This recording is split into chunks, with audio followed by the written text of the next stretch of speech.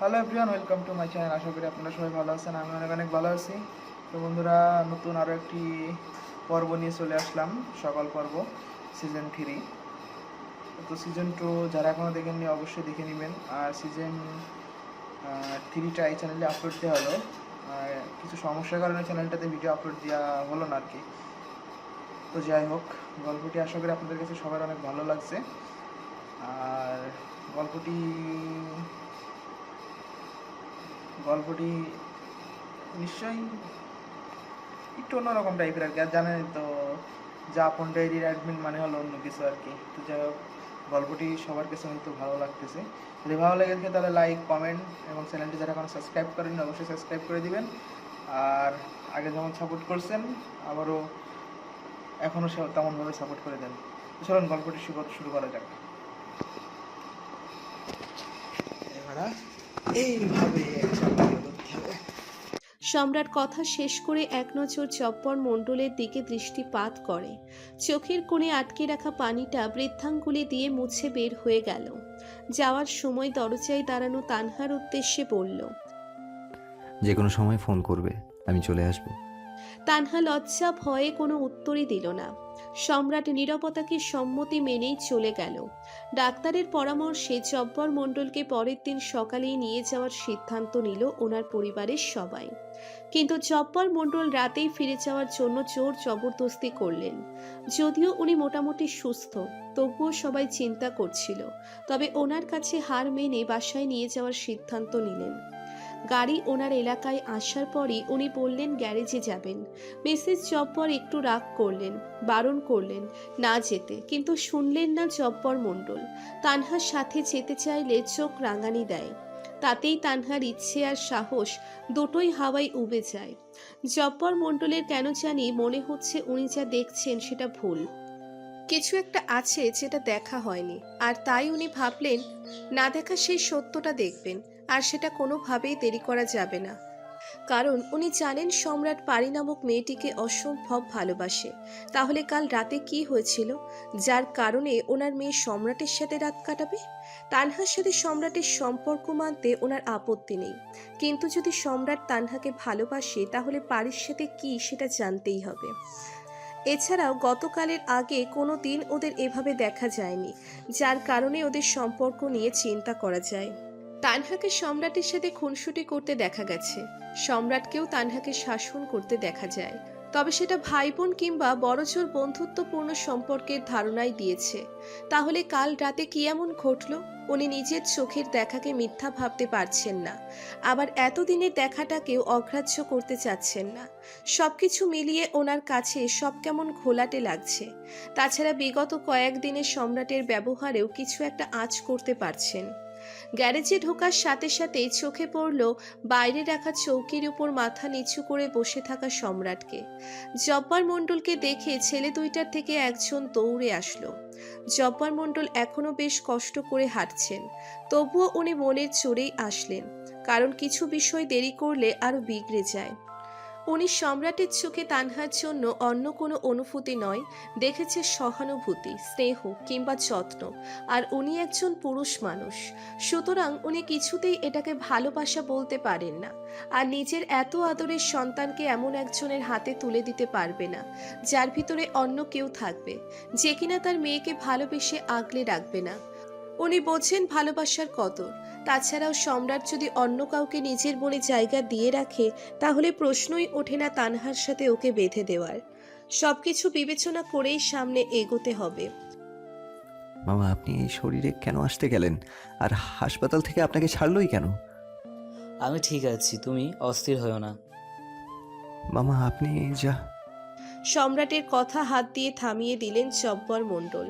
সম্রাট সবটা জানার পর বেশ লজ্জায় আছে, তার চেয়ে বেশি আছে জব্বর মণ্ডলের বিশ্বাস ভঙ্গের। তাতে কি, যদি না জব্বর মণ্ডলকে বিশ্বাস না করে? নিজের মেয়ের চেয়ে কিও গুরুত্বপূর্ণ? আমি কি বলবো, কি ভাববো সেটা বড় কথা নয়, আমি আসল বিষয়টা জানতে চাই। বাবা, আমি সত্যি বলছি, গত রাতের কোনো কিছুই আমার মনে নেই। কখন কি হয়েছে তাও কিছু মনে করতে পারছি না। মামা, আমি আসলে কালকে ডাবল স্লিপিং পিল খেয়ে ঘুমিয়েছিলাম, তাই কিছুই মনে করতে পারছি না। সম্রাটের কথা শেষ হতে না হতেই জব্বর মণ্ডল বুকে বেশ চাপ অনুভব করলেন। সম্রাট দেখলেন উনি প্রচণ্ড ঘামছেন, তাই তাড়াহুড়োই ওনাকে ধরাধরি করে ওনার জন্য বরাদ্দকৃত রুমে নিয়ে গেলেন। রুমটা শীততাপ নিয়ন্ত্রিত। প্রাথমিক চিকিৎসায় জব্বার মণ্ডল কিছুটা সুস্থতা বোধ করেন এবং ক্লান্ত ও মানসিকভাবে দুর্বল থাকায় ওই সময় ঘুমিয়ে পড়েন। সেই ঘুম ভাঙে দুপুরবেলা। চোখ খুলে উনি নিজের পাশে দেওয়ালে হেলান দিয়ে বসে ঘুমন্ত সম্রাটকে দেখে। ছেলেটার মুখটা কেমন শুকিয়ে গেছে, চোখগুলো যেন ভেতরে ডেবে গেছে, মুখটাও একটুখানি হয়ে আছে। উস্কো খুস্কো চুল। উনি ছোট্ট একটি দম ছাড়ে, তারপর চোখ ঘুরিয়ে নিজের টেবিলের দিকে চোখ পড়তেই মনে পড়ল কেন এত প্রেশার নিচ্ছে। উনি যা জানতে চান তা তো এমনিতেই জানা সম্ভব। আস্তে ধীরে উঠে খুব কষ্ট হচ্ছে। যেখানে ডাক্তার সম্পূর্ণ বেড রেস্ট দিয়েছে সেখানে উনি হসপিটাল থেকে সরাসরি এখানে এসে এত প্রেশার নিচ্ছেন।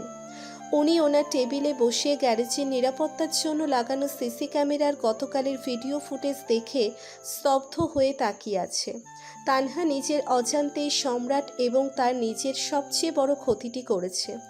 উনি ফুটেজে যে তানহার গ্যারেজে ঢোকা থেকে শুরু করে বাড়ির চলে যাওয়া সম্পূর্ণ ভিডিওটি দেখে বাকরুদ্ধ হয়ে গেছে। বুঝতে পারছে সম্রাটের জীবনে একটা বড় ঝড় আসতেছে। মামা, আপনি ওখানে কি করছেন? আপনি এতটা খামখেয়ালি কেন করছেন? ডাক্তার আপনাকে সম্পূর্ণ আরামে থাকতে বলেছেন, আর আপনি এখানে তো এসেছেন। তার উপর পেছন থেকে সম্রাটের কথায় জব্বর মণ্ডল পিছু ঘুরে সম্রাটকে দেখেন। নীরব চাহনিতে তাকিয়ে থাকেন। বাইরের দৃশ্য দেখলেও ভেতরের খবর এখন ওর কাছ থেকেই জানতে হবে। কিছু করার নেই, এখন জিজ্ঞেস না করলে হয়তো অনেক দেরি হয়ে যাবে, কারণ উনি বর্তমানে সম্রাট আর বাড়ির সম্পর্কে সব কিছুই জানেন। তাই উনি চান না ওনার মেয়ের একতরফা ভুলের মাসুল দুটি ভালোবাসার মানুষ দিক। এতে কেউ ভালো থাকবে না। পারিকে উনি দেখেছেন, দু একবার কথাও হয়েছে। মেয়েটিকে ওনার কাছে অসাধারণ লেগেছে। এত ধনী পরিবারের হয়েও কোনো অহংকার নেই। কখনো কখনো উনি মনে হয়তো মেয়েটা তানহার কপি। তানহার মাঝেও কখনো উনি ধনী গরিবের ভেদাভেদ দেখেনি। মেয়েটিও তেমন। তাই নিজের মেয়ের কষ্টে উনি যতটা আঘাত পাবেন ঠিক ততটাই অনুভব করবেন এই মেয়েটার কষ্ট। তার চেয়েও পাবেন সম্রাটের জন্য। আমি ঠিক আছি, আরও ঠিক থাকবো যখন তোমরা সবাই ঠিক থাকবে। সম্রাট মাথা নুইয়ে রেখেছে, কি বলবে বুঝতে পারছে না। আমি তোমাকে বিশ্বাস করি, ঠিক তেমনই বিশ্বাস করি আমার মেয়েকেও। তুমি জানো আমার কাছে তুমি কতটা আপন, তাই চাইতেও কখনো তোমার প্রতি বিশ্বাস হারা হয়নি, আজও চাইবো না। তাই আশা করি তুমি সত্যটাই বলবে। আমি আমার মেয়েকেও জিজ্ঞেস করতে পারতাম, কিন্তু তাও করিনি, কারণ আমি চাই তুমি বলো। মামা, আমি আসলেই জানি না গত রাতে কি হয়েছিল। আমার প্রচুর মাথা ব্যথা করার কারণে আমি স্লিপিং পিল খেয়ে ঘুমাচ্ছিলাম, আর সেটা ভাঙে আপনার অসুস্থতার সময় ওদের দেয়া পানিতে। আপনি যখন হাসপাতালে ছিলেন তখনও আমি ঘুমের ঘোরেই ছিলাম, তাই আমি চাইলেও এর বাইরে আর কিছুই বলতে পারবো না। কিন্তু মামা, বিশ্বাস করেন, আমি তানহাকে নিজের বন্ধু ছাড়া অন্য কোনো চোখে কখনো দেখিনি। আবার কাছে ও আমার ছোট বোনদের মতোই। কিছুটা দম নিয়ে আবারও বলা শুরু করে।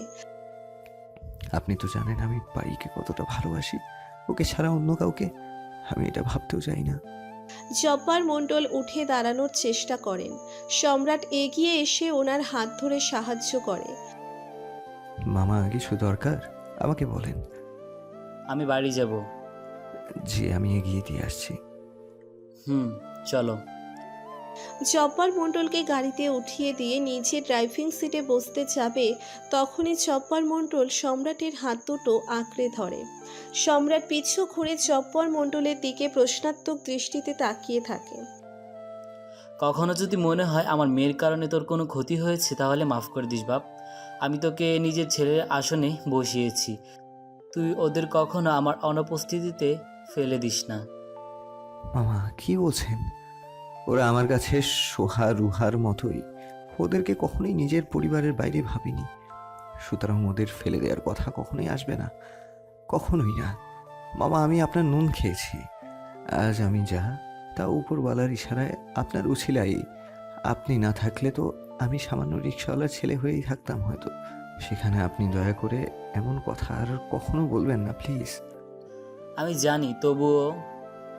কোনো কথা নয়, চুপ থাকেন। ডাক্তার আপনাকে রেস্ট নিতে বলেছে, আর আপনি। দুর্বল হাতের শক্ত থাপ্পড়ে মুখ থুবড়ে নিচে পড়ে আছে তানহা।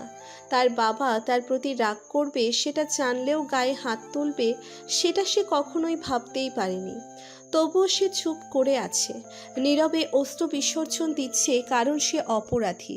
তার অপরাধ হচ্ছে পাবে না চেনেও ভালোবাসা, অধিকার নেই চেনেও অধিকার ফলানো। আমার ভাবতেই লজ্জা হচ্ছে, তুমি আমার মেয়ে। কি করে পারলে এরকমটা করতে? যদি ওই সময় আমি না হয়ে অন্য কেউ হতো, কি হতো তার পরিস্থিতি? বুঝতে পারছো তুমি? বাবা, আমি। চুপ! একটা কথাও আমি তোমার মুখ থেকে শুনতে চাই না। চলে যাও আমার সামনে থেকে। বাবার মুখ ফিরিয়ে নেওয়ায় কষ্টে লজ্জায় তানহা আর কোনো কথা না বলে দৌড়ে নিচের ঘরে চলে যায়। সারাদিন এভাবেই ঘরে বসে কাটিয়ে শেষ করে। এদিকে সম্রাট পারির সাথে যোগাযোগ করার চেষ্টা করে, কিন্তু পারির ফোনে কল হচ্ছে, তবে কেউ ধরছে না। ধরবে কি করে? সেই রাতের ঘটনার পর পারি ফোন কোথায় রেখেছে তা তার নিজেরই জানা নেই। দুশ্চিন্তা সম্রাটের অস্থিরতা বাড়িয়ে তুলেছে। তানহা সারাদিন কান্না করে, কিন্তু রাতের বেলা সম্রাটকে ফোন করে সরি বলে। সম্রাটও ক্ষমা করে দেয়। তানহা জানে সম্রাট সেদিন রাতে পারির আসার কথা সম্রাট জানে না, তাই বুদ্ধি খাটিয়ে বলে, আচ্ছা পারি, কি খবর? তোমরা বিয়ে কবে করছো?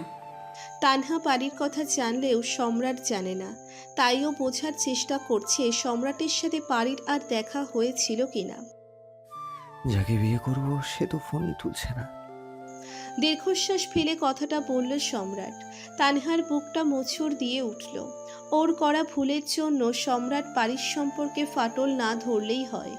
আচ্ছা, এরকম যদি হয় আর সম্রাট জানতে পারে এর জন্য তানহা দায়ী, তাহলে কি সম্রাট কোনোদিন তানহাকে ক্ষমা করতে পারবে? যদি সম্রাট তানহার সাথে বন্ধুত্বপূর্ণ সম্পর্ক বজায় না রাখে, যদি বাবার মতো সেও মুখ ফিরিয়ে নেয়, যদি চিরতরে তাদের দেখাশোনা বন্ধ করে দেয়, তাহলে কিভাবে বাঁচবে তানহা? সম্রাটের ভালোবাসা নাই পেল, বন্ধুত্বের দোহাই দিয়ে তাদের মাঝে যে দেখা সাক্ষাৎ আছে, কথা হয়, অন্তত সপ্তাহে একদিন সম্রাটের মুখ দেখতে পায়, সেটাই তো অনেক। এটাও যদি বন্ধ হয়ে যায়, হারিয়ে যায় তাদের বন্ধুত্ব, তাহলে? না, আর পারছে না ভাবতে তানহা। নিজের কাছেই নিজেকে অসহ্য লাগছে। মামা কেমন আছেন এখন? অস্থিরতার মাঝে অব্যাহতি পেল সম্রাটের প্রশ্নে। নিজেকে ঠিক করে বলল, ভালো, আলহামদুলিল্লাহ। একটু সময় থেমে আবারও জানতে চাইল, তোমার সাথে কি ঝগড়া হয়েছে? কার সাথে? বাড়ির সাথে? ওর? কি যে বলো, ভারী আর ঝগড়া। হুম। ও পুরো পৃথিবীর সাথে ঝগড়া করতে পারলেও আমার সাথে পারে না। মানে?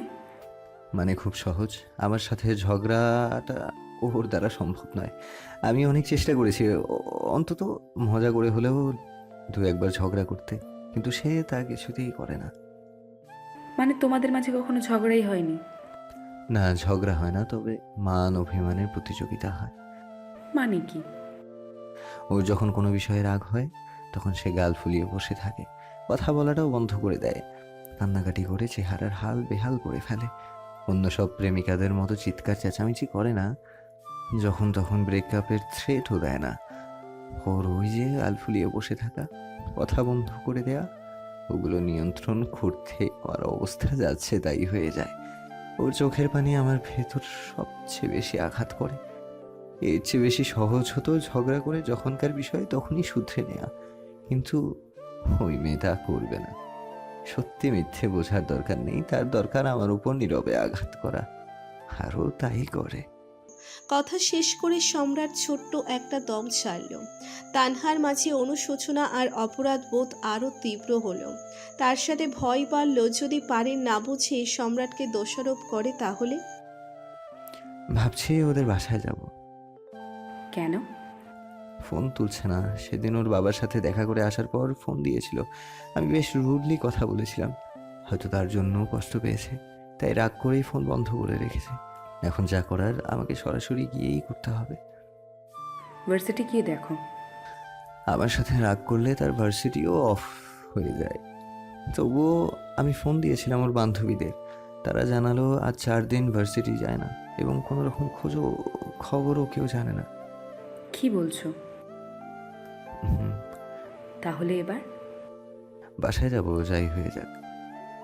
ও, সম্রাট পারির বাসায় তো যায়, কিন্তু তার জন্য যেই সারপ্রাইজ অপেক্ষা করছিল তার জন্য মোটেও সে প্রস্তুত ছিল না। পারির বাড়ির রাস্তায় যেতেই ঝলমলে আলোতে সম্রাটের চোখ ঝলসে যাওয়ার উপক্রম, কিন্তু তার হৃদয়ে ঝলসে গেল তখন যখন সে দেখল তার পথ অতিক্রম করে তার সামনে দিয়েই তার প্রিয়তমা অন্য কারো অর্ধাঙ্গিনীর বেশে চলে যাচ্ছে। হ্যাঁ, সেই দিন রাতেই রোহানের সাথে পারির বিয়ে হয়। লোকজনের সমাগম খুব বেশি না হলেও বাড়ির সাজসজ্জায় পরশ সাবরাত চৌধুরী কোনো কমতি রাখেনি। মেয়েকে বিদায় সে রাজকীয় হালেই দিয়েছে। সম্রাট যখন পারির বাড়ি একরকম সাজে দেখল, তখনই ভেতরটা কেঁপে উঠল। হারিয়ে ফেলার ভয়ে ওর পা জমে যাচ্ছিল। অনুভব করছে হারিয়ে ফেলেছে সে তার হৃদ মোহিনীকে। দূরে চলে যাচ্ছে তার প্রাণনাশিনী। পাথরের ন্যায় দাঁড়িয়ে রইল মেইন ফটকের কিছুটা দূরে। আপন মনেই গড়িয়ে পড়ল নোনা জল।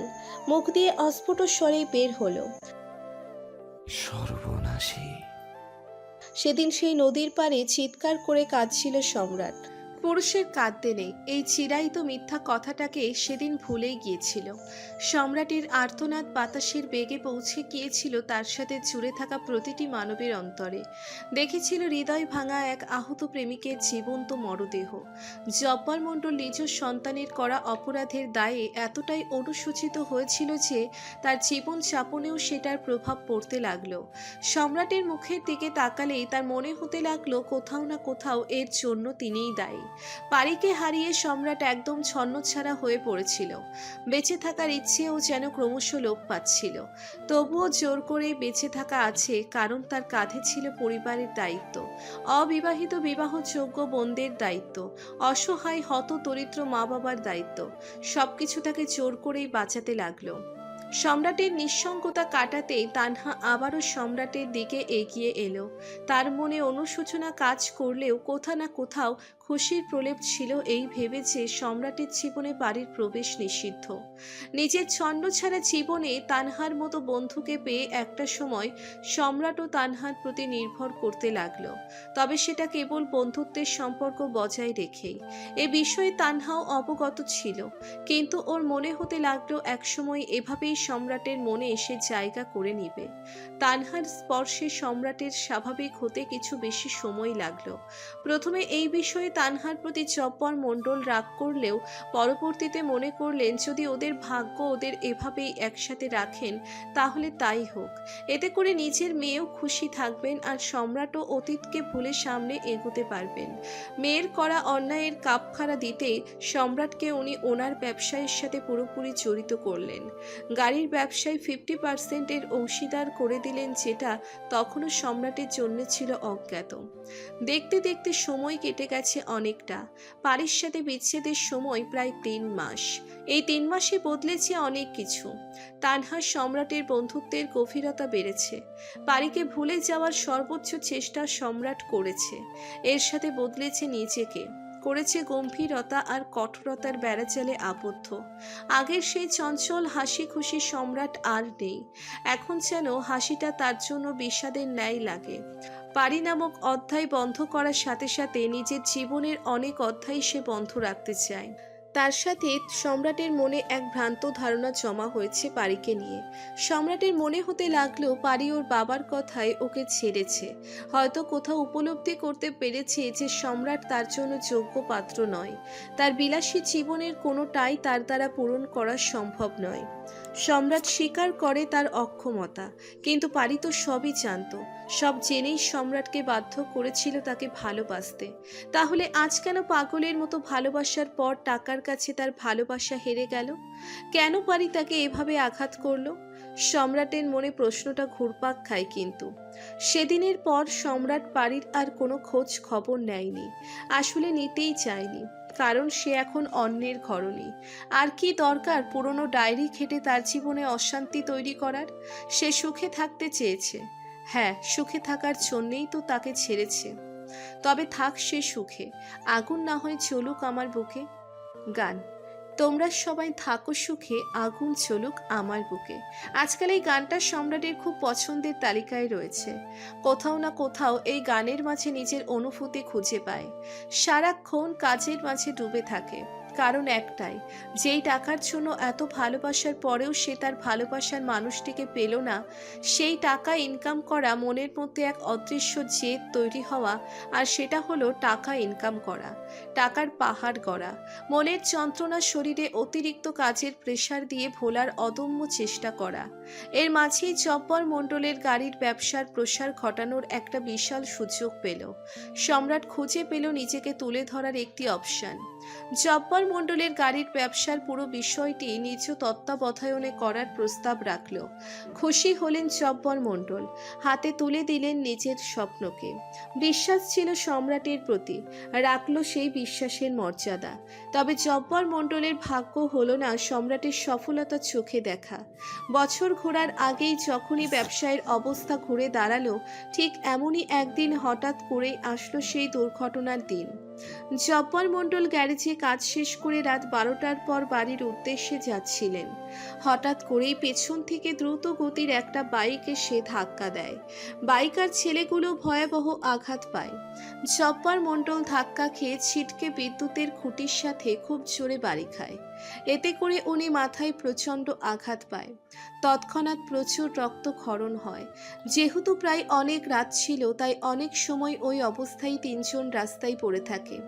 প্রায় আধা ঘন্টা পর তাদেরকে হাসপাতালে নেওয়া হয়। একটা ছেলে হাসপাতালে নেওয়ার সাথে সাথেই মারা যায়। অপরজনের অবস্থা খুবই ক্রিটিক্যাল থাকে, সাথে জব্বর মণ্ডলেরও। প্রায় 3 দিনের যুদ্ধ শেষে জব্বর মণ্ডল পৃথিবীর মায়া ত্যাগ করেন।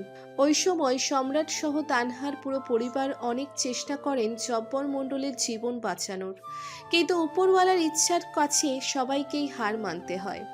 জব্বর মণ্ডলের চিকিৎসার জন্য অনেক টাকা খরচ হয়। এর দরুন উঠতি ব্যবসায়ও অনেক প্রভাব পড়ে। সম্রাট আশ্চর্য হয় যখন জানতে পারে জব্বর মণ্ডল সম্রাটকে তার ব্যবসায়ের অর্ধেকাংশ দিয়ে গেছে। জব্বর মণ্ডল শেষ নিঃশ্বাস ত্যাগ করার আগ মুহূর্তে শুধুই সম্রাটের সাথে কথা বলেছিল, যা ছিল, বাপ। কথা বলতেও কষ্ট হচ্ছে, তবুও সম্রাটের হাত দুটো ধরার জন্য নিজের দুর্বল হাতটা এগিয়ে দেয়। তুলতে কষ্ট হচ্ছে, তার কষ্ট দেখে সম্রাট নিজেই এগিয়ে গিয়ে জব্বর মণ্ডলের হাত দুটো আগলে ধরে নিজের ঠোঁটের কাছে নিয়ে ঠোঁট ছুঁয়ে নীরবে অশ্রু জড়িয়ে বলতে লাগলো, মামা প্লিজ শান্ত হন, আপনার কষ্ট হচ্ছে, একটু শান্ত হন। জব্বর মণ্ডলের কষ্ট হচ্ছে কথা বলতে, খুবই আস্তে ধীরে ধীরে ভেঙে ভেঙে বলছেন, বাপ, আমি তোকে কখনো নিজের ছেলের বাইরে ভাবিনি। সব সময় তোকে ছেলের মতোই দেখেছি। তুই জীবনে আসার আগে ছেলের কমতি মনে হলেও তোকে জীবনে পাওয়ার পর কখনো সেই কমতি মনে হয়নি। মামা আমি জানি আপনি সব সময় আমাকে নিজের ছেলের মতোই ভালোবেসেছেন। আপনার অনুগ্রহ না থাকলে কখনোই হয়তো আজকের এই সম্রাট হতো না। আমি উপরওয়ালার প্রতি শুকরিয়া আদায় করে শেষ করতে পারবো না, কারণ উনি আমার জীবনে আপনার মতো একজন বাবার ছায়া দিয়েছেন। তাই অনুরোধ করছি মামা, আমার মাথার উপর থেকে এই বাবার ভরসা হাতটা সারাবেন না। পারবো না বাঁচতে মামা, প্লিজ মামা প্লিজ, অন্তত আপনার জন্য কিছু করার সুযোগটা একবার দেন। সম্রাটের আকুতি ভরা কান্না আর জব্বর মণ্ডলের কষ্ট দেখে কিছুটা দূরে রুমের এক কোণে দাঁড়িয়েই কাঁদছে বাকিরা। সম্রাটের পরিবারের সবাই আছে। আমি এই শেষ বেলায় এই একটা জিনিসই চাইবো, দিবি? মামা আপনার জন্য জীবনটা দিতে পারি, আর আপনি চাইলে দিব না এমন কি আছে?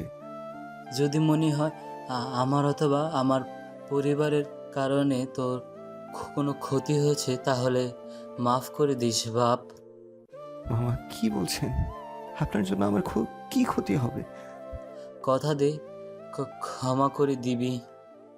মামা কথা মামা কথা। সম্রাট প্লিজ বাবার কথা শোনো, বাবার কষ্ট হচ্ছে। জব্বর মণ্ডলের শ্বাস প্রশ্বাস দ্রুত গতিতে চলছে। বুঝতে পারল সবাই উনি ছেড়ে চলে যাওয়ার প্রস্তুতি নিচ্ছে। সম্রাট কথা দিল, তানহা মানহা ওদের মা দৌড়ের সামনে এগিয়ে এলো। সবার কান্নার শব্দে চারিদিকে বেদনার সুর ভরে যাচ্ছে। জব্বর মণ্ডল সম্রাটের হাতটা শক্ত করে ধরলেন। সেটা দেখে তানহা উক্ত কথাটি বলল। তানহা ওর বাবার এক হাত নিজের হাতে নিল। কথা দিলাম। জব্বর মণ্ডল চোখের ইশারায় নিজের স্ত্রী কন্যাদের হাতগুলো বাড়িয়ে দিতে বললেন। সবাই হাত বাড়িয়ে দেওয়ার পর হাতগুলো সম্রাটের হাতের উপর রেখে বললেন, উপরে আল্লাহর ওপর জমিনে তোর কাছে আমানত রেখে গেলাম। রোজ হাসরে আমি আমার আমানত বুঝে নিব। খেয়াল রাখিস নিজের পরিবার মনে করে। নিজের স্ত্রী কন্যাদের মুখপানে তাকিয়ে বলল, আজ থেকে আল্লাহর পর এই দুনিয়ায় অভিভাবক বলতে আমি ওকেই রেখে গেলাম তোমার জন্য। ওর অসম্মান করো না, মনে রেখো ওকে কষ্ট দেওয়া আঘাত করা মানে আমাকে অসম্মান করা, আঘাত করা। বাবা, আমরা তোমার সব কথা রাখবো, প্লিজ তুমি একটু শান্ত হও। জব্বর মণ্ডল সবার মুখের দিকে একবার চেয়ে নিজ পত্নীর মুখপানে তাকিয়ে ভালোবাসায় ভরা মুগ্ধতায় ঘেরা অকৃত্রিম হাসি দিয়ে লা ইলাহা ইল্লাল্লাহ মুহাম্মাদুর রাসূলুল্লাহ পবিত্র কালিমা পড়েই সম্রাটের বাহুর উপরেই শেষ নিঃশ্বাস ত্যাগ করেন আর দিয়ে যান সম্রাটের কাঁধে একরাশ দায়িত্ব। জব্বর মণ্ডলের মৃত্যুর 7 দিনের মাথায় তার পারিবারিক অ্যাডভোকেট এসে জানালো জব্বর মণ্ডলের সমস্ত সম্পত্তি উনি অনেক আগেই উইল করে গিয়েছেন, যার মধ্যে গাড়ির ব্যবসার অর্ধেক অংশ সম্রাটের, বাকি অংশ তানহা মানহার। ওনার বর্তমান বাড়ির মালিকানাও তানহা মানহা।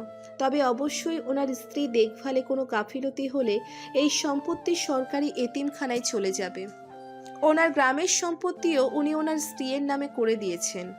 সেখানে বিভিন্নভাবে আয়কৃত অর্থ দিয়ে তানহা মানহার উচ্চ শিক্ষা এবং বিয়ের কাজ সারবেন। এরপর উক্ত সম্পত্তিতে ওদের কোনো অধিকার থাকবে না। তারপর সেই সম্পত্তির বিষয়ে ওনার স্ত্রীর সিদ্ধান্তই সব। গ্যারেজের জমির মালিকানা তানহার নামে, তবে সেখান থেকে আয়কৃত অর্থ সম্রাটের। আর অবশ্যই সম্রাট জমির জন্য ভাড়া বাবদ কিছু অর্থ তানহাকে দিবে, আর সেই সংখ্যা তানহা নিজেই ঠিক করে নিবে। বনানী সুপার মার্কেটে ওনার 3টে দোকান আছে। সেখানে 2টো দোকান উনি ওনার 2 মেয়ের নামে এবং একটি দোকান সম্রাটের নামে করেছেন। ওনার লাইনে 3টি বাস আছে। সেখানের একটি বাস সম্রাটের, একটা মানহার আর একটা স্ত্রীর নামে। প্রাইভেট গাড়ি দুটো সবার ব্যবহারের জন্যই রেখেছেন। হিসেব মতো সম্পত্তিতে তানহার অংশ কম ছিল। প্রথমত কারণ ছিল ওর করা অন্যায়, যাতে যথেষ্ট পরিমাণ রেখেছিলেন। দ্বিতীয়ত তানহার পড়াশোনা মোটামুটি শেষ পর্যায়ে, অর্থাৎ তানহা অনার্স সম্পূর্ণ করেছে। বাকিটা সে নিশ্চয়ই নিজেই ম্যানেজ করে পড়তে পারবে, যদিও বেশি পড়াশোনা করার ইচ্ছে তানহার নেই। সুতরাং উনি বুঝতে পারছিলেন তানহার পড়াশোনা এখানেই শেষ, আর এই তুলনায় মানহার মাত্র শুরু। সবেই মাত্র ইউনিভার্সিটিতে ভর্তি হলো, আর ওর অনেক পড়ার ইচ্ছে, সর্বোচ্চ ডিগ্রি অর্জনের খুব ইচ্ছে। সবচেয়ে বড় কথা, মানহা শিক্ষার্থী হিসেবে অনেক ভালো। সবকিছুই যেমন তেমন করলেও পড়াশোনার বিষয়ে মানহা যথেষ্ট সচেতন। সুতরাং ভবিষ্যতে পড়তে যেন কখনো অর্থনৈতিক সমস্যার শিকার না হতে হয়। তাই অর্থনৈতিকভাবে স্বাবলম্বী করার জন্যই উনি এইভাবে সম্পত্তি বন্টন করেন। এতে অবশ্য তানহার কোনো সমস্যা নেই। সম্রাটকে নিজেদের অভিভাবক হিসেবে মেনে নিতে জব্বার মণ্ডলের পরিবারের কারোরই কোনো আপত্তি নেই, থাকবেই বা কেন। জব্বার মণ্ডলের স্ত্রী নিজেও সম্রাটকে নিজের ছেলে ভাবেন। মানহা নিজের ভুল বুঝতে পেরেছে। সম্রাটের কাছে ক্ষমা চেয়েছিল জব্বার মণ্ডলের উপস্থিতিতে। সেটা অবশ্য সম্রাট বিশালের বিরুদ্ধে সব প্রমাণ দেখানোর পরই। বরাবরই মানহার কাছে সম্রাট বড় ভাইয়ের মতোই। তাই নিজের পিতার অবর্তমানে তার রেখে যাওয়া অভিভাবককে মেনে নিতে তার কোনো অসুবিধা নাই। তানহা তো সম্রাটকে অভিভাবকের জায়গা অনেক আগেই দিয়েছে। এই বিষয় নিয়ে জব্বার মণ্ডলের আত্মীয় স্বজন থেকে শুরু করে পাড়া প্রতিবেশীরাও অনেক কথা ছড়াছড়ি করেন। তার অনেক আত্মীয়ই যারা ভেবেছিলেন জব্বার মণ্ডলের ছেলে নাই, সুতরাং ধর্মীয় নিয়ম অনুযায়ী জব্বার মণ্ডলের মেয়েদের পর বাকি সম্পত্তি তাদের নামে চলে যাবে। তারা বেশ ক্ষেপে যান। সম্রাটের নামে অনেক কথা রটাতে চেষ্টা করে, এমনকি তানহাকে জড়িয়ে বাজে কথার গল্প বানাতেও কম চেষ্টা করেন না। কেউ কেউ সম্রাটকে ঘরজামাই করার কথাও বলেন। সম্রাটের সামনে দাঁড়িয়েও সম্রাটের পারিবারিক অবস্থা নিয়ে কটূক্তি করতে তারা পিছু পা হননি। এভাবেই চলছিল তাদের জীবন। সব রকমের নোংরামিকে পায়ে পিষে এগিয়ে চলছিল তারা। এক্ষেত্রে সবচেয়ে বেশি সতর্ক আর শক্ত ছিল মিসেস জব্বার। তিনি দুই মেয়েকে যেমনি আগলে রেখেছেন, তেমনি আগলে রেখেছেন স্বামীর রেখে যাওয়া অভিভাবককে, ছেলে তুল্য সম্রাটকে। কিন্তু কোনো দিন সম্রাটকে তানহার বিষয়ে কিছুই বলেনি, কারণ উনি জানতেন তানহার জন্য সম্রাটের মনে এরকম কিছুই নেই। তাছাড়াও যে পুরুষের মনে একবার অন্য নারী নিজের ভালোবাসার বীজ বপন করেছে, সেই নারীকে ছেড়ে অন্য কাউকে জায়গা দেওয়া কোনো সৎ পুরুষের পক্ষে সম্ভব নয়, তাও যদি হয় সম্রাটের মতো পাগল প্রেমিক। তাই উনি কোনোভাবেই সম্রাটের সাথে তানহাকে জুড়ে দিতে চায় না, যদি না সম্রাট কোনোদিন নিজে থেকে তাকে এই বিষয়ে কিছু বলেন। কারণ জোর করে অনুরোধ করে আর যাই হোক ভালোবাসা হয় না। আর উনি জেনে বুঝে নিজের মেয়েকে এমন অনিশ্চিত ভালোবাসার সংসার দিতে চায় না, যেখানে তার মেয়ে থাকবে উচ্ছিষ্ট। এভাবে করে কেটে গেল তাদের দিন, অনেকগুলো মাস, অনেকটা বছর। সম্রাট তানহা মিলে তাদের ব্যবসাটাকে খুব সুন্দর করে দাঁড় করালো এবং দেশের অন্যতম গাড়ি ব্যবসা কোম্পানিগুলোর মধ্যে নিজেদের অন্যতম হিসেবে তুলে ধরল।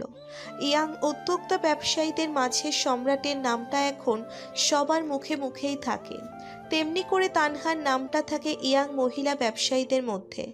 গাড়ির ব্যবসা বাদেও অন্যান্য ব্যবসা শুরু করলো। মার্কেটে দোকানের সংখ্যা বাড়ল। মানহা গ্র্যাজুয়েশন কমপ্লিট করলো, উচ্চশিক্ষার জন্য চলে গেল জার্মানি। সাথে করে নিয়ে গেল নিজের মাকে। সম্রাটের অদম্য চেষ্টা এবং অক্লান্ত পরিশ্রমের কারণে বদলে গেল তার পরিবারের ভাগ্য। সোহার এলএলবি সম্পূর্ণ হলো, সে ব্যারিস্টারি শুরু করলো। কাজ শেখার সময় নিজের এক সিনিয়র এক বন্ধুর সাথেই প্রণয়ে আবদ্ধ হলো। যার সাথে প্রণয়ে আবদ্ধ হলো সে নিজেও ব্যারিস্টার।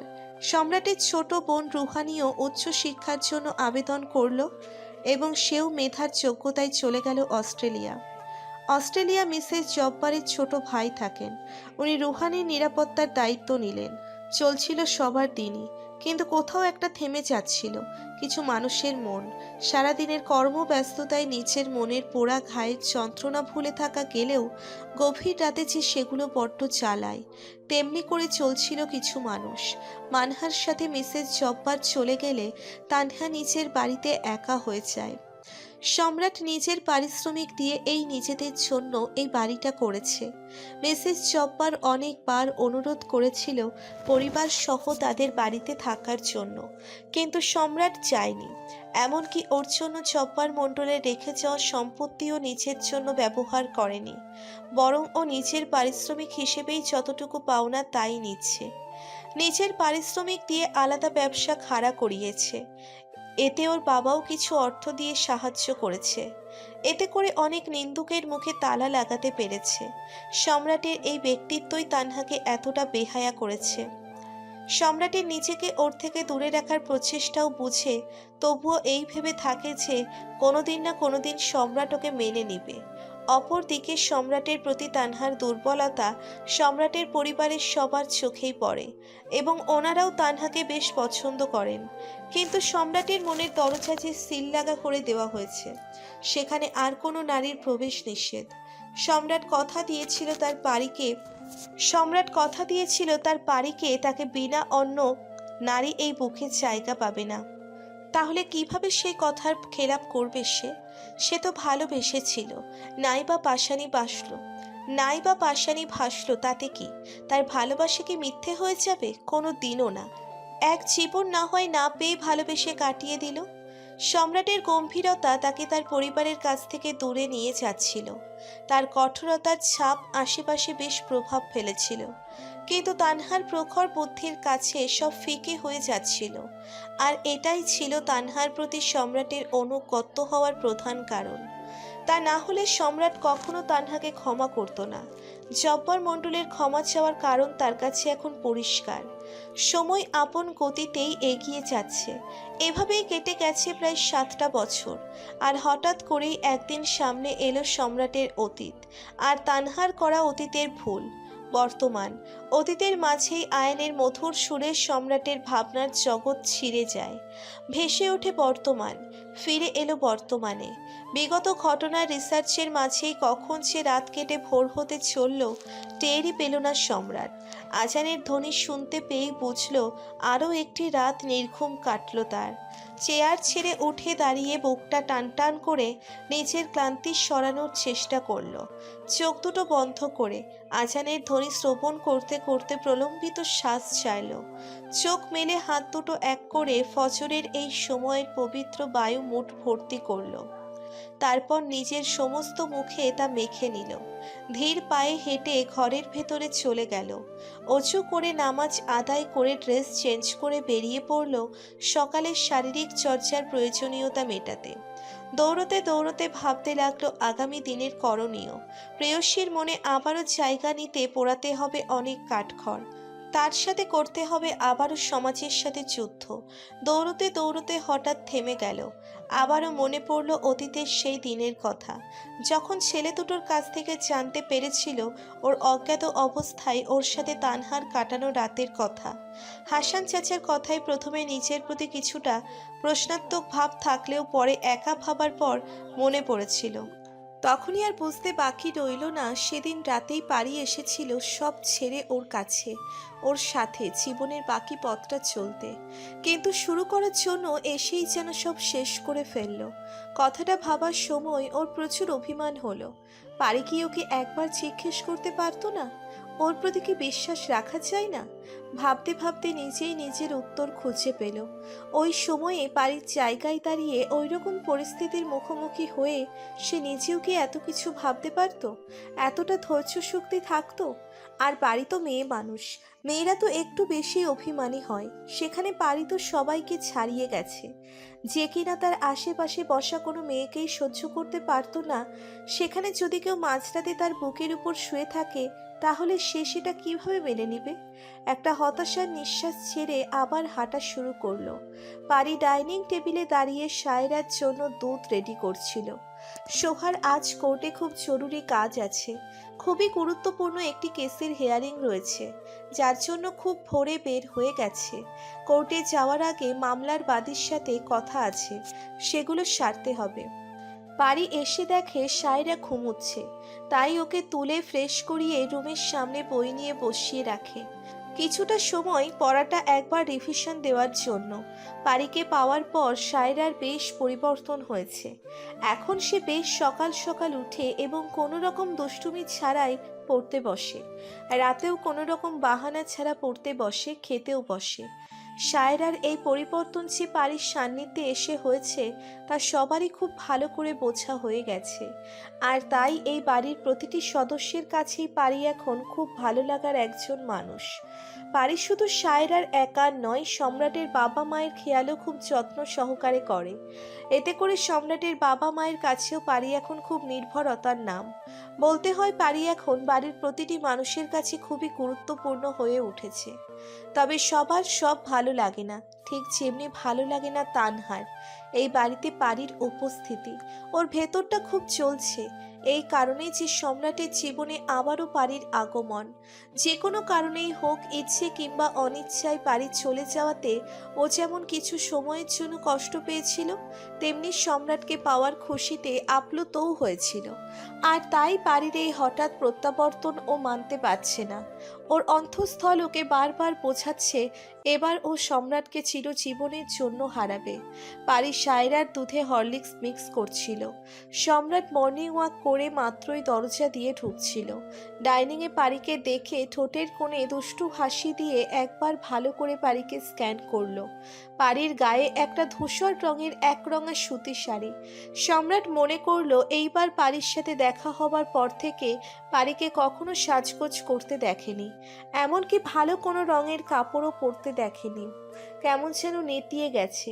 সব সময় বিধবাদের মতো সাদা মাটা ভাবে চলে, কোনো রকম যেন বেঁচে আছে। কথাগুলো ভাবতেই সম্রাটের মনটা বিষিয়ে উঠল। হঠাৎ কারো এমন কথায় পারি চমকে ওঠে, পেছনে ঘুরে সম্রাটকে দেখে হ্যাবলার মতো তাকিয়ে থাকে। কি বলছে বোঝার চেষ্টা করছে, যখন বুঝলো তখন কাকে বলছে তা বোঝার চেষ্টা করছে, কারণ এখানে ও ছাড়া আর কেউ নাই। সম্রাট না দেখেই বুঝতে পারলো পারির অবস্থা, তাই উপরে উঠতে উঠতে পিছু না ঘুরেই বলল, তোমাকেই বলছি, কাম ফার্স্ট। পারির কপালে ভাঁজ পড়ল। ভাবতে লাগলো সম্রাট কেন ওকে ডাকছে। সেদিনের ঘটনার পর থেকেই কেমন জানি ওর প্রতি সম্রাটের ব্যবহারে পরিবর্তন ঘটছে, আর তাই তো ইচ্ছে করেই সম্রাটকে এড়িয়ে যেত। কিন্তু এখন আর কাউকে তো দেখছেও না যাকে বলবে সম্রাটের জন্য কফি নিয়ে যেতে। এসব ভাবনার মাঝেই শুনতে পেল ভাবনাকে দূরে ঠেলে তাড়াতাড়ি আসো। আবারও সম্রাটের কণ্ঠস্বর। চোখ উপরে তুলে দেখল সম্রাট সিঁড়ির উপরের ধাপে দাঁড়িয়েই উক্ত কথাটি বলল, কিন্তু এখনো পিছনে ফেরেনি। আসলে ও জানে পারির বর্তমান মুখভঙ্গি একদম বেয়াক্কেলের মতো হবে, আর সেটা দেখে ও নিজের হাসি আটকে রাখতে পারবে না, আর তাই সামনে তাকিয়ে মিটিমিটি হাসছে। পারির সম্রাটের কথায় নিজের ভাবনাকে সত্যিই পিছনে ঠেলে দিল। তারপর দুধের গ্লাসটা একপাশে রেখে চলে গেল কিচেনে। আসমা খালাকে বলল। খালা, আসমা খালা পারির ডাকে ওর দিকে তাকালো। বলো মা। ছোট সাহেব কফি চেয়েছে। ও আচ্ছা, দাঁড়াও দিতাছি। খালা হাতের কাজটা রেখে কফির জন্য পানি চুলাতে দিতেই পারি বলল। খালা তুমি রাখো, আমি করছি। খালা পারির কথাই একবার পারির দিকে তাকালো, কারণ পারির কণ্ঠে কিছু ছিল যেটা খালা ধরতে পারল না। তবে কিছু বললও না, কারণ তার এতে সাহায্যই হবে। তার হাতে এখন অনেক কাজ। সবাই অফিসে যাবে, সবার নাস্তা রেডি করতে হবে, আবার সবার জন্য দুপুরের খাবারও পাঠাতে হবে, সেগুলোরও প্রস্তুতি নিতে হবে। সবকিছু মিলিয়ে এই এক কাপ কফি বানিয়ে যদি পারি তাকে সাহায্য করতে চাই, তাহলে তারই ভালো। সুতরাং অন্য কিছু নিয়ে ভাবার সময় আপাতত খালার নেই। এদিকে পারি কফি বানাতে বানাতে ভাবতে লাগলো, সম্রাট ওকে বলেছে নিয়ে যেতে। কফি বানিয়ে তো দিল, কিন্তু নিয়ে কিভাবে যাবে? যে কোনো কারণেই হোক ও সম্রাটের মুখোমুখি হতে চায় না, কিছুতেই না। ভাবনার মাঝেই কফি তৈরি হয়ে গেল। সম্রাটের জন্য নির্ধারিত মগে ঢেলে খালার উদ্দেশ্যে বলল। খালা, কফি হয়ে গেছে, তুমি গিয়ে দিয়ে আসো। খালা পারির উদ্দেশ্যে বললেন। ও মা, তুমি যেহেতু বানাইছো তাহলে তুমি দিয়ে আসো। আমি? হ তুমি। কিন্তু আমি কিভাবে? কে? তুমি গেলে কি হইব? না মানে আমি কি করে যাই? যেমনে কইরা কফি বানাইছো আমারে না জিগাও, একদম ঠিক মগি কফি ঢালছো, তেমনি কইরা হাতে কফির মগ লইয়া হাইটা হাইটা দোতলার কিনারের রুমে গিয়া দিয়া আইবা। পারি খালার এত বড় ভাষণে একটু চিন্তিত হলেও না চিনে মগে ঢালার কথায় বিব্রত হলো। যদিও খালা তখনও ওর দিকে না তাকিয়েই কথাগুলো বলছিল, তারপরও কেন জানি বেশ লজ্জা অনুভব করছে। খালাকে কি আর বলা যায় যে সেই পুরুষের সবকিছুই ওর জানা? আর এই বাড়িতে আসার পর তাকে দেখার পর না চাইতেও তার সবকিছুই তার প্রতি ওর আকর্ষণের কারণ হচ্ছে। সেক্ষেত্রে সামান্য কফি মগ চেনা কি আর ব্যাপার? না মানে তুমি তো রোজ দাও, তখনই দেখেছিলাম। তাছাড়া প্রায়ই ওনাকে এই মগেই কফি হইতে দেখি, তাই চিনতে অসুবিধে হলো না। কিন্তু তাই বলে আমি ওনার রুমে? তাছাড়াও তোমাকেই যেতে বলছে, আমি নিজের কানে শুনছি। এখন এত কথা না বললা যাও তো, তা না হলে দেখবা কফি ঠান্ডা হয়ে আইসক্রিম হইয়া যাইব।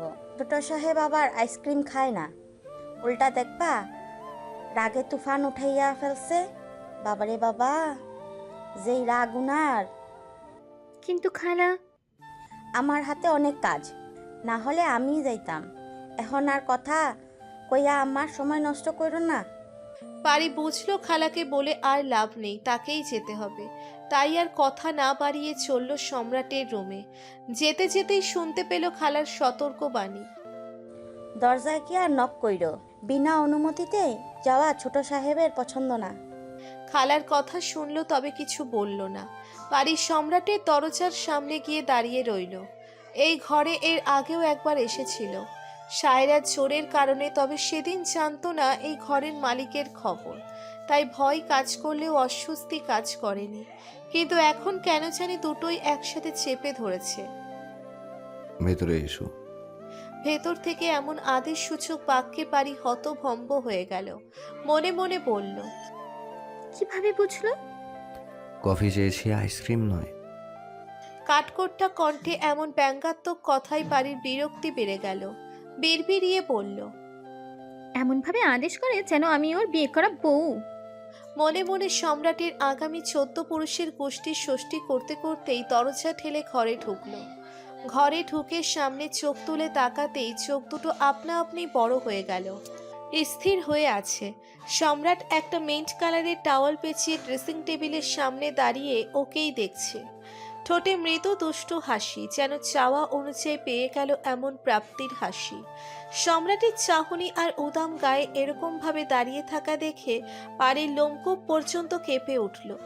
স্থির থাকাও কষ্ট হচ্ছে, আবার সম্রাটের শরীরের লোভনীয় দৃশ্য থেকে চোখ ফিরিয়ে নেওয়ার কষ্ট হচ্ছে। সম্রাট বাড়ির মনোভাব বুঝে ঠোঁটের কোণে লেগে থাকা দুষ্টু হাসিটা আরো চওড়া করলো।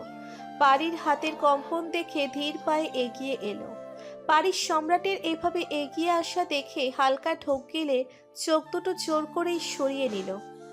বাম হাতের মুঠোয় পুড়ে নিল শাড়ির আঁচলের একাংশ, যেন এখন কেবল এই আঁচলই পারে সম্রাটের এমন ভয়ঙ্কর চাহনি থেকে রক্ষা করতে।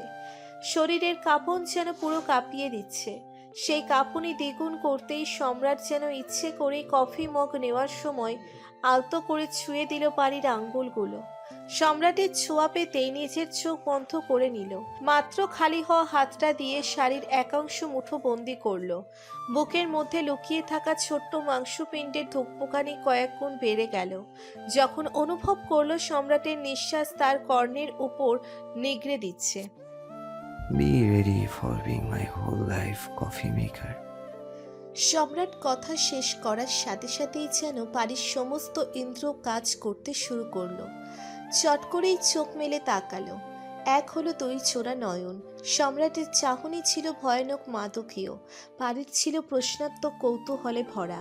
সম্রাট ঠোঁটের কোণের হাসিটা বজায় রেখেই কফি মগে ঠোঁট ছোঁয়ালো। যেন কফি মগে নয়, স্পর্শটা বাড়ির ওই শুষ্ক ওষ্ঠদয়ে করেছে। বাড়ির ধুকপুকানি বেড়ে যেন 3 গুণ হয়ে গেছে। একে অপরের দিকে ওভাবেই তাকিয়ে আছে। হঠাৎ কিছু পড়ার শব্দে দুজনেই সচকিত হলো। বাড়ির সম্রাটের থেকে দৃষ্টি ফিরিয়ে নিচু করে নিল। এদিকে ওদিকে তাকিয়ে আরও একবার সম্রাটের পানে চেয়ে পিছিয়ে গেল। একটু সরেই দৌড় দিল। সম্রাট এখনো ওইভাবেই দাঁড়িয়ে রয়েছে। বাড়ির ছুটে যাওয়া দেখে নিঃশব্দে হেসে উঠল। কফিটা শেষ করে মগটা সেন্টার টেবিলের উপর রেখে ড্রেসিং টেবিলের দিকে এগিয়ে গিয়ে আয়নার দিকে তাকিয়ে নিজেকে দেখেই হেসে দিল। বাড়ি যে ওকে এভাবে দেখেই এরকমভাবে তাকিয়েছিল সেটা বুঝতে ওর একটুও সময় লাগেনি। বাড়ির সম্রাটের রুম থেকে দৌড়ে এসে তানহার সামনে পড়ল। তানহা সম্রাটকে ডাকার জন্যই ওর রুমের দিকে আসছিল। বেখিয়ালে হাত লেগে সৌন্দর্য বর্ধনের জন্য পাশে দাঁড় করানো কৃত্রিম ফুলের টপটা পড়ে যায়। সেই শব্দেই তখন পারি আর সম্রাটের কানে যায়। পারিকে সম্রাটের রুম থেকে এভাবে দৌড়ে বের হয়ে আসতে দেখে আবারও অজানা আতঙ্কে বুকটা মোচড় দিয়ে উঠল। পারিকে খুব অস্থির লাগছে। পারিও এমন অবস্থায় তানহার সামনে পড়ে বেশ অপ্রস্তুত হয়ে পড়ল। সম্রাট যে আজ ওকে এভাবে এরকম কথা বলবে তাও ঘোড়াক্ষরেও বোঝেনি। তানহার সামনে পড়ে নিজেকে অপরাধী মনে হচ্ছে। সম্রাটের কথার মানেও ঠিকই বুঝতে পেরেছে। বিগত কিছু দিনের পর প্রতি সম্রাটের বিহেভিয়ার আর অ্যাটেনশনে বুঝিয়ে দিচ্ছে সম্রাট কি চাচ্ছে। কিন্তু সম্রাট এমন কেন চাচ্ছে? ওর সাথে তো তানহার বিয়ে ঠিক হয়ে আছে। তাছাড়া একবার বিশ্বাস করেছে ভুল করেছে, সেই ভুল আর দ্বিতীয়বার করতে চায় না। তাহলে কি সম্রাটের সাথে 2 নৌকায় পা দিতে চাচ্ছে? না, তা হতে দেওয়া যাবে না। সম্রাটকে আর প্রশ্রয় দেওয়া যাবে না। ওকে ওর ভুলটা চোখে আঙ্গুল দিয়ে দেখিয়ে দিতে হবে। তার সাথে তানহাকেও সাবধান করতে হবে, বলতে হবে নিজের জিনিস নিজেই নিয়ন্ত্রণ করতে। সম্রাটের দ্বারা ও প্রতারিত হয়েছে, আর কোনো মেয়ে যেন না হয়, অন্তত তানহার মতো এত সুন্দর আর ভালো একটা মেয়ে যেন না হয়। এমন কজন আছে যে নিজের ভালোবাসার মানুষকে পেতে এত বছর অপেক্ষা করে? তানহা এক মনে তাকিয়ে দেখছে পারিকে, আর ভাবছে পারি কি ওর চেয়েও বেশি সুন্দর? এর জন্যই সম্রাট পারিকে ভুলতে পারে না। হ্যাঁ, সুন্দরী তো, দুধে আলতা গায়ের রং, লম্বায়ও আমার চেয়ে বেশি, চুলগুলো তো অনেক লম্বা। এত সুন্দরী রেখে কেন সম্রাট আমাকে নিজের জীবনসঙ্গিনী হিসেবে বেছে নেবে? অবশ্যই তারা একে অপরের জন্য একদম পারফেক্ট, যাকে বলে রাজ্যটুক। সেইটাতে অমন কিছু না হলে হয়তো এতদিনে ওদের সুখে সংসার থাকতো, সায়রার মতো দুটো একটা বাচ্চাও থাকতো। কিন্তু পারি তানহার দিকে চেয়ে হাসার চেষ্টা করছে, কিন্তু কেন জানি পারছে না। হতাশ হয়ে চোখ নামিয়ে নিল। আশ্চর্যজনক বিষয়, দুজন নারী মুখোমুখি দাঁড়িয়ে আছে, অথচ কেউ কারোর চোখে চোখ রেখে কথা বলতে পারছে না। দুইজনই মনে মনে অপরাধ বোধে ভুগছে, দুইজনই নিজেদের ভাগ্যের পরিবেশ আক্রান্ত, দুজনেই হারানোর যন্ত্রণায় জর্জরিত হচ্ছে।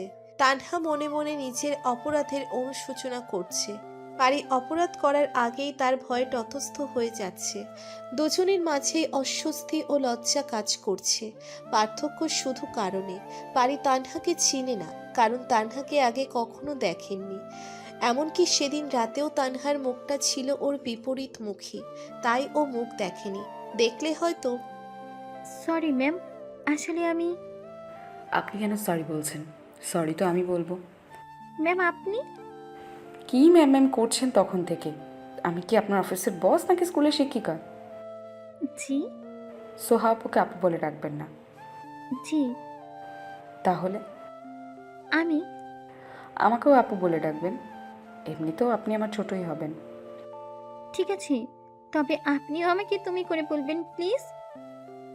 ও হ্যাঁ, আপনি কেন সরি বলছেন তা জানি না, জানলেও আমি সরি বলছি কারণ আমার হাত লেগে আপনাদের বাড়ির এত বড় ক্ষতি হয়ে গেল। কথাটা তানহা নিচে পড়ে থাকা ভাঙা টবের দিকে চেয়েই বলল। পারি তানহার ইশারা অনুযায়ী তাকিয়েই উত্তর দিল। এর জন্য আমাকে কেন সরি বলছেন? এটা তো আপনারই বাড়ি, সুতরাং এখানে ভালো মন্দ যাই হোক সেটাও আপনার। আমি তো একজন কাজের লোক মাত্র। পারির কথায় কিছু একটা ছিল, যেটা বুঝতে তানহার সময় লাগলো না, তবুও সেটাকে এড়িয়ে উত্তর দিল। কে বলেছে আপনি এখানে শুধু একজন কাজের লোক? এ বাড়ির কারো আচরণে কি এটা কখনো মনে হয়েছে? আমার তো মনে হয় না এ বাড়ির কেউ কারোর সাথে এমন আচরণ করবে। না, আমাকে কেউ কিছু বলেনি, তবুও আমি আমার গণ্ডিটা জানি। তাছাড়া হয়তো কিছুদিন বাদেই আপনি এখানকার নিয়মিত সদস্য হবেন, সুতরাং... সে পরেরটা পরে দেখা যাবে, কিন্তু আজকের পর যেন কখনো না শুনি এই রকম কথা। মনে রাখবেন, এই বাড়িতে থাকা এবং কাজ করার প্রত্যেকটা সদস্য এই পরিবারের মেম্বার। জি। নতমস্তকে পারির উত্তর। দুজনেই দুজনের প্রতি স্বাভাবিক হওয়ার জন্য এতগুলো কথা বলল। পারি ভেবেছিল সম্রাটের ঘর থেকে এভাবে দৌড়ে আসার কারণ তানহা জানতে চাইবে, তাই আগেই সরি বলছিল। কিন্তু তার পরিবর্তে তানহার এরকম ব্যবহারে সে মুগ্ধর সাথে অপরাধ বোধও বেড়ে গেল।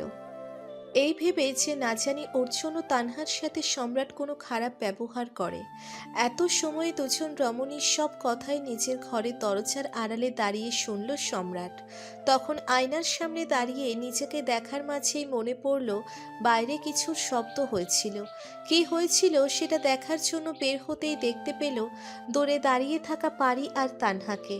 তাদের মাঝে কী নিয়ে কথা হচ্ছে সেটা বোঝার জন্য কান পেতে রইল। প্রথমে ভেবেছিল হয়তো তানহা পারির সাথে খারাপ ব্যবহার করবে, কিন্তু তেমন কিছু করেনি দেখে ভালো লাগলো। তবে পারির এই বাড়ির কাজের লোক কথাটা যেন সম্রাটের মাথা গরম করে দিল। যাকে সে কিনা নিজের রাজ্যের রাজরানী করতে চায়, সে নিজেকে দাসী হিসেবে বেছে নিচ্ছে। অস্ফুট স্বরেই বলল, ইডিয়েট মেয়ে। আসবো? হ্যাঁ। কোথায় যাব আমরা আজকে? ব্যক্তিগত? হ্যাঁ, কেন আমার ব্যক্তিগত কিছু থাকতে পারে না? কেন পারবে না? অবশ্যই পারবে। তো আমি আসলে ওভাবে কিছু মনে করে বলিনি, তুমি এর আগে এমন করে বলনি, তাই আর কি। যাই হোক, আমরা কি এখনই বের হব? তুমি ড্রয়িং রুমে গিয়ে অপেক্ষা করো, আমি আসছি। আচ্ছা। তানহা চলে যাওয়ার পর সম্রাট একবার আয়নায় ওর যাওয়ার দিকে তাকিয়ে একটা দীর্ঘশ্বাস ছাড়ল। ও বুঝতে পারছে ইদানিং না চাইতেও ওর দ্বারা তানহা আঘাতপ্রাপ্ত হচ্ছে, তবুও কিছু করার নেই। তানহার প্রতি রুড না হলে তানহা আবারও ভুল করবে। বাড়ির ফিরে আসা যে তানহা খুব একটা ভালোভাবে নিচ্ছে না, সেটা ওর ভাবভঙ্গিই বলে দিচ্ছে। আর যাই হোক, এইবার বাড়িকে হারানোর ঝুঁকি কিছুতেই নেওয়া যাবে না। বাড়িতে গিয়ে দরজা নক করার পর হাসান সাহেবের স্ত্রী দরজা খুলে দিলে ভিতরে ঢুকে বিছানায় মায়ের জায়গাটা ফাঁকা দেখে পারি শকড। মা নেই। কোথায় গেল মা? মা তো হাঁটতেও পারে না। তাহলে চাচি, চাচি। ভিতর থেকে দৌড়ে এলেন হাসান সাহেবের স্ত্রী। পারির ভয়ার্থ দৃষ্টিতে বুঝতে পারলেন পারির চিন্তার কারণ। উনি দরজা খুলেই ভেতরের রুমে গিয়েছিল পারির জন্য পানি আনতে। তুমি বসো, তোমার মা আছে। আছে মানে? কোথায় মা? হাসপাতালে। হাসপাতালে মানে? কি হয়েছিল? আমাকে কেন জানাওনি? কেমন আছে এখন? ঠিক আছে তো আমার মা? বিচলিত অস্থির পারির চোখ ভিজে উঠল অসুস্থ অচল মায়ের জন্য। হাসান সাহেবের স্ত্রী বাড়ির অস্থিরতা উপলব্ধি করলেন। উনি বাড়ির হাত ধরিয়ে বসিয়ে দিলেন বিছানার উপর। পানি খাওয়ার জন্য চোখের ইশারায় অনুরোধ করলেন। বাড়ির অস্বীকারের ভঙ্গিকে গ্রাহ্য করলেন না, নিজেই মুখের সামনে তুলে ধরলেন পানির পাত্র। পারি ওনার সম্মানে পান করলো পানিটুকু। তোমার মায়ের কিছু হয়নি, তবে আর যেন তাকে অন্যের উপর নির্ভর না হতে হয়, তাই ওনাকে সচল করার চেষ্টায় হাসপাতালে নিয়ে যাওয়া হয়েছে। মানে? মানে তুমি তো জানো, তোমার মায়ের সঠিক চিকিৎসা হলে উনি সুস্থ হয়ে ওঠার সম্ভাবনা রয়েছে, তাই তাকে ভালো ডাক্তারের কাছে নিয়ে যাওয়া হয়েছে। সেখানে রেখেই ওনার চিকিৎসা করা হবে, দরকার পড়লে বিদেশ থেকে ভালো ডাক্তার আনা হবে। কি সব বলছেন আপনি চাচি? আমি ঠিকই কইতাছি। আপনি কি বলছেন বুঝতে পারছেন? মায়ের চিকিৎসার জন্য কত টাকা দরকার জানেন তো? তাহলে মায়ের চিকিৎসা জরুরি সেটা আমার চেয়ে ভালো কে জানে? কিন্তু এত টাকা জোগাড় করাও আমার সাধ্যের বাইরে। তোমাকে টাকা দিতে হবে না। আমাকে টাকা দিতে হবে না মানে কি? তোমার টাকা দেওয়া লাগবো না। আমার মায়ের চিকিৎসার টাকা আমি দেব না তো কে দিবে? কে এই মানব দরদি যে কিনা আমার মায়ের চিকিৎসার জন্য এত টাকা দিয়ে আমাকে সাহায্য করবে? ওই যে ওই ছেলেটা। কোন ছেলে? কোন ছেলে? ওই যে সেদিন ম্যাডামকে হাসপাতালে নিতে আমাদের সাহায্য করলো। এক মিনিট, তুমি বলতে চাইছো সেদিন রাতে যে এসেছিল আমার সাথে মাকে হাসপাতালে নিয়ে গেছিল? হ্যাঁ হ্যাঁ, সেই ছেলেটাই। কি? কি হয়েছে পারিমা? তোমার চাচা তো কইলো ছেলেটা ভালো। মা কোন হাসপাতালে আছে? কি জানি না। ও, মনে পড়ছে, কেয়ার হাসপাতাল। তোমার চাচাও ওইখানে আছে। আচ্ছা আমি আসছি। কথা শেষ করেই পারি বের হয়ে গেল। হাজারটা চিন্তা ভাবনা মাথায় ঘুরপাক খাচ্ছে। সম্রাট কেন ওকে না জানিয়ে এরকম একটা কাজ করলো? সম্রাট তো জানে ওই হাসপাতালের চিকিৎসা ব্যয় বহন করার মতো ক্ষমতা আমাদের আর এখন নেই। সে কি কোনোভাবে আমাকে টাকার মাধ্যমে কনভিন্স করার চেষ্টা করছে? মা, মা। ঘুমন্ত মায়ের মুখের দিকে চেয়ে নিচু স্বরে ডাকলো। মিসেস প্রিয়ন্তী একবার হু বলেই আবারও গভীর ঘুমে আচ্ছন্ন হয়ে গেল। ওষুধ আর মেসেজের করা ডোজের কারণেই ওনার ঘুম এত প্রগাঢ় হলো। তুমি আমার সাথে রাগ করো না পারিমা, আমি ম্যাডামের এই অবস্থা আর দেখতে পারছিলাম না, তাই। তোমার সাথে রাগের কিছুই নেই। তুমি আমাদের কষ্ট দেখেই এই কাজ করেছো। আসলে কি বলো তো, এখন আমাদের যা অবস্থা তাতে আত্মসম্মান রক্ষা করে বেঁচে থাকা খুবই কষ্টকর, কিন্তু তারপরেও। তুমি কি এখানে ম্যাডামের চিকিৎসা করাতে চাও না পারিমা?